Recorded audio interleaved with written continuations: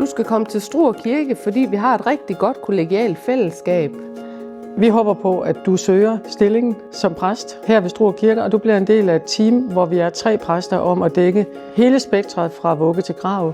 Jeg synes, at du skal søge til Struer, fordi vi har et meget stærkt foreningsliv her i byen.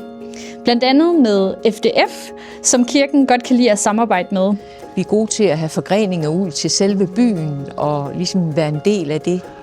Jamen, jeg tror, at kirken betyder meget. Det kan vi også se på det besøgstal, vi har i kirken. Og det synes jeg er dejligt, at der kommer så mange og deltager og synger med.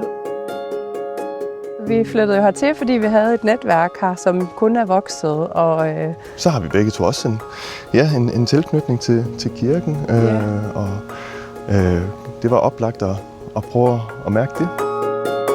Det er rart at samarbejde med præsterne omkring højmesser. Hvis for eksempel der skal ske noget ekstraordinært, så kan jeg jo få lov at trække på det store netværk blandt kor og orkester rundt omkring i byen, solister ned fra musikskolen osv., så vi kan give højmessen det helt rigtige musikalske udtryk.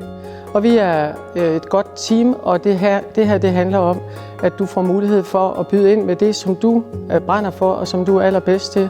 Vi gør meget ud af at have hinandens ryg og spille hinanden gode.